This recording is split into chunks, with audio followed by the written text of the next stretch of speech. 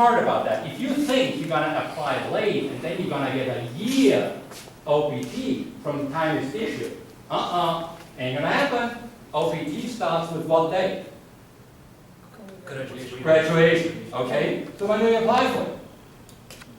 Well, 90 days early, right? So you get your full year and actually have employment authorization. Now, if you have a STEM degree, and some of you do, and that is great, and STEM students can actually extend their OPT by an additional 17 months. Now, that's pretty cool, because that gives you a total of 29 months of OPT if you have a STEM degree.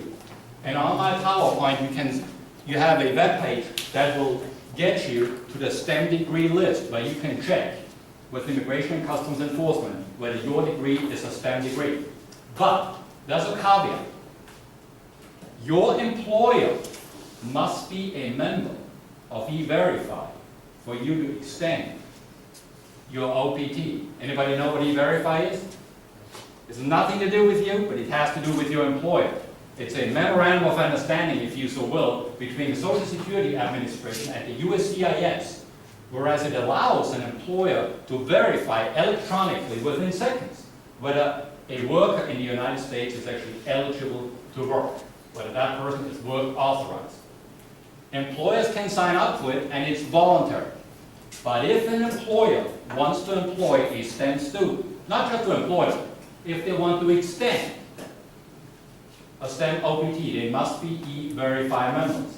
So if you have a STEM degree and you're working for company ABC, ask in your HR department whether the employer is a member of E-Verify, because otherwise you're not going to get that STEM extension. Now here we go from the F1 to the H1B and further. And some of the things Mr. Richardson has mentioned already, but I want to touch upon those, viewing it through your lens. Well, first, of course, you've got to have a degree. You've got to have the minimum of a bachelor's degree in order to qualify for an H1B visa, and you've got to have a job offer. And the job offer must be a direct function of your degree. Meaning, if you're a chemical engineer, you cannot be employed as a manager at a lawn care company. The two don't go unless you're the guy mixing the pesticides.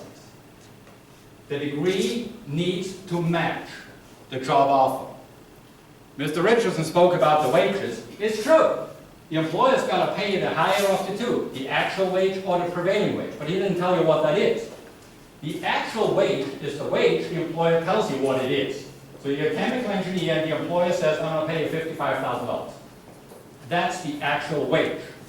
And then when that employer files the LCA with the Department of Labor, the Department of Labor is going to tell them what the prevailing wage is. And the prevailing wage is the wage what the Department of Labor determines is to be paid a chemical engineer in the area, we call it an MSA, the Metropolitan Statistical Area, where that chemical engineer is employed, and at whatever level that chemical engineer is employed. So if that prevailing wage is $45,000, and the actual wage is $55,000, how much does the employer have to pay? 55, the higher of the two. Now, if the actual wage is lower than the prevailing wage, which is what I run across about 85% of the time, what happens? Well, I got to pick up the phone and call the employer and say, hey, we got a problem. Because you either up the wage or we got to find out something else, because that ain't working, because we have to pay at least that prevailing wage. Who pays the fees? Well, Mr. Richardson says the employer's got to pay all the fees. And it's too bad this already left, because between the three of us there will be three different opinions, and I'll tell you why. Mr. Gerald's going to tell you, don't have to pay all the fees. You can pay some of those fees, because the USCIS actually says you cannot pay that training fee and you can't pay the fraud fee. But you can pay the rest of it. The Department of Labor says you can't pay any of that fee. I'm with USCIS on that. Not with the Department of Labor.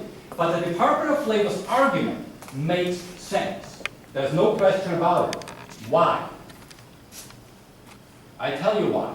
Because if you pay the filing fees, the lawyer's fees, whatever is associated with that H1B, it arguably diminishes your weight exactly by that amount. That's why this is a wage and hour division issue. And as Mr. Richardson told you, well, that's the prevailing wage and the actual wage. And you're really not being paid